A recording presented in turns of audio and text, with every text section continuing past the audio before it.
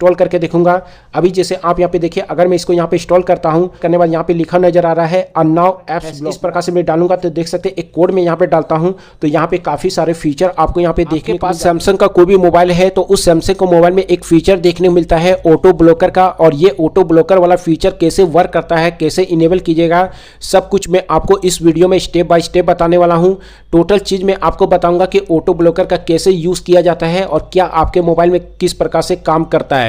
सबसे पहले बात करें तो इसको कैसे आप इनेबल कर सकते हैं, तो आप अपने मोबाइल के सेटिंग वाले ऑप्शन पे जैसे आप यहाँ पे जाइएगा, सेटिंग वाले ऑप्शन पे जैसे आप यहाँ पे जाते हैं, जाने बाद नीचे स्क्रॉल कीजिएगा तो एक ऑप्शन आपको मिलेगा सिक्योरिटी एंड प्राइवेसी का। इस ऑप्शन पे जैसे क्लिक करते हैं तो क्लिक करने बाद आप यहाँ पे देखिएगा तो आप नीचे में जैसे जाइएगा तो आपको यहाँ पे एक ऑप्शन देख मिलेगा ऑटो ब्लॉकर का। यहाँ पे आप देख सकते हैं ऑटो ब्लॉकर आपको देखने मिल रहा है। अभी यहाँ पे देखिए keep your phone safe by blocking threat and other suspension activity, मतलब किसी प्रकार का दोस्तों थ्रेट हो रहा है, सस्पेंशन एक्टिविटी हो रहा है तो उसको आप यहाँ पे ब्लॉक कर सकते हैं। तो सबसे पहले मैं यहाँ पे क्या करूंगा, इसको ऑन करूंगा और ऑन करने बाद दोस्तों आपको इसको ऑन कर लेना है। अब जैसे आप यहाँ पे ऑन कर लेते हैं, ऑन करने बाद अब इसमें कुछ एडवांस फीचर को भी आपको यहाँ पे ऑन करना होगा। क्या क्या है, तो सबसे पहले ऑटो ब्लॉकर है, इस ऑप्शन पे आप यहाँ पे क्लिक करें। अब इस ऑप्शन पे जैसे क्लिक कीजिएगा ये ऑटो ब्लॉकर आपका यहाँ पे ऑन हो जाएगा। सबसे पहला चीज दोस्तों कि अगर आप अनऑथराइज सोर्स से कोई एप्लीकेशन को इंस्टॉल कर रहे हैं तो उस एप्लीकेशन को इंस्टॉल नहीं होने देगा अगर आप ऑटो ब्लॉकर को ऑन करके रखिएगा। तो सबसे पहले तो एप्लीकेशन को यहाँ पे ब्लॉक करता है अनऑथराइज सोर्स से।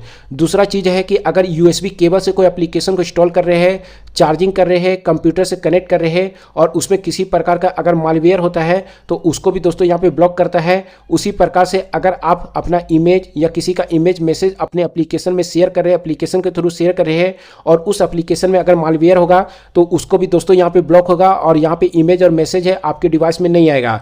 उसी प्रकार से नॉन ऑफिशियल कोई सॉफ्टवेयर अपडेट आप अपने मोबाइल में करते हैं तो उसमें अगर किसी प्रकार का इशू है तो उसको भी दोस्तों क्या करता है, यहाँ पे सॉफ्टवेयर को यहाँ पे इंस्टॉल नहीं होने देगा।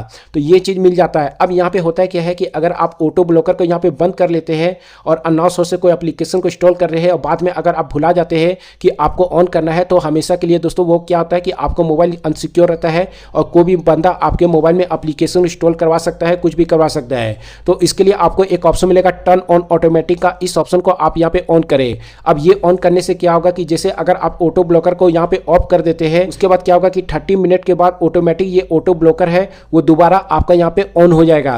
तो अगर आप भूल भी जाते हैं ऑफ करके तो दोबारा दोस्तों ये ऑटोमेटिक आपका ऑन हो जाएगा। इसके लिए आपको ये 30 मिनट वाला जो ऑप्शन मिल रहा है टर्न ऑन ऑटोमेटिक का, इसको आपको यहाँ पे ऑन कर लेना है।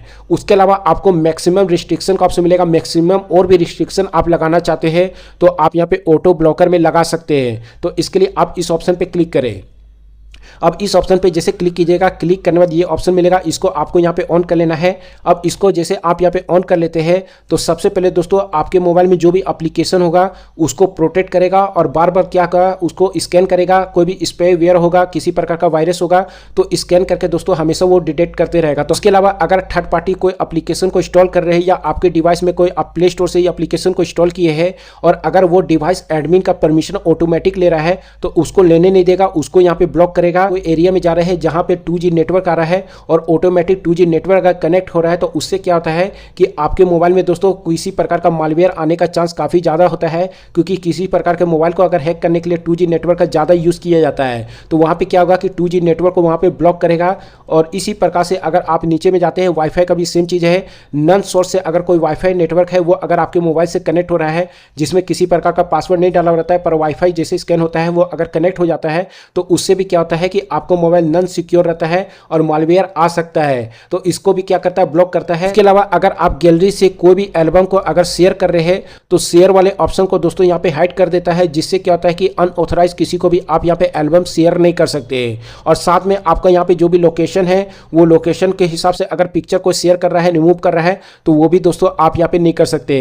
तो ये आपको एडवांस मैक्सिमम फीचर देखने को मिल जाता है। अब चलिए कैसे वर्क करता है। मान लीजिए कि अगर मुझे अननोन सोर्सेस से कोई एप्लीकेशन को इंस्टॉल करना है तो मैं यहाँ पे क्या करूँगा, गूगल क्रोम को ओपन कर लेता हूँ। आप कोई भी एप्लीकेशन को इंस्टॉल कर लेते हैं तो देन उसके बाद जो भी डाउनलोड होता है वो डाउनलोड में आपको ये एप्लीकेशन यहाँ पे देखने मिलेगा।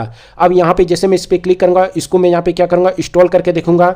अभी जैसे आप यहाँ पे देखिए, अगर मैं इसको यहाँ पे इंस्टॉल करता हूँ तो इंस्टॉल करने बाद यहाँ पे लिखा नजर आ रहा है अननोन एप्स ब्लॉक, मतलब अननोन सोर्स से अगर मैं एप्लीकेशन को इंस्टॉल कर रहा हूँ तो इसको यहाँ पे ब्लॉक बता रहा है। तो इस प्रकार से आप यहाँ पे देखिए ब्लॉक बताएगा, जिसमें बोला जा रहा है कि आपको सिक्योरिटी एंड प्राइवेसी में जाके ऑटो ब्लॉकर को बंद कीजिएगा, तभी आप एप्लीकेशन को यहाँ पे इंस्टॉल कर सकते हैं। जैसे मान लीजिए कि मैं यहाँ पे क्या करता हूँ, इस प्रकार से बैक हूँगा और ऑटो ब्लॉकर है, ऑटो ब्लॉकर को मैं यहाँ पे क्या करता हूँ, ऑफ कर देता हूँ।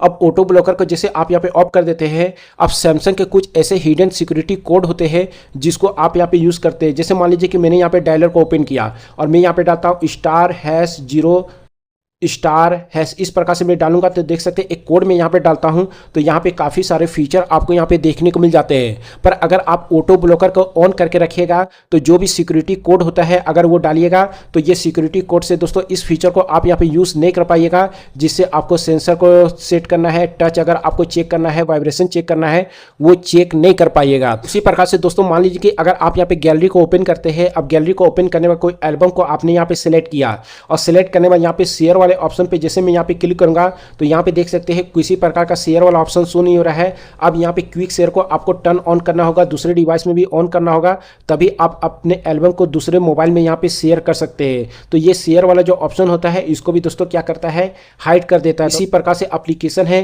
वो ऑटो स्कैन दोस्तों यहाँ पे होते रहता है, वो आपको यहाँ पे डिवाइस केयर में देखने को मिल जाता है। तो डिवाइस केयर में यहाँ पे आप यहाँ पे जाइएगा तो यहाँ पे क्या होता है कि ये जो आप देख सकते हैं ऊपर में जो ऑप्शन देखने को मिल रहा है ऑटोमेटिक ऑप्टिमाइज होते रहेगा, स्कैन होते रहेगा और किसी प्रकार का अगर थ्रेट रहेगा तो वो आपको यहाँ पे एप्स प्रोटेक्शन में बता देगा। तो ये एप्स प्रोटेक्शन जो आपको मिल रहा है वो दोस्तों ऑटो ब्लॉकर से ही यहाँ पे देखने को मिल जाता है।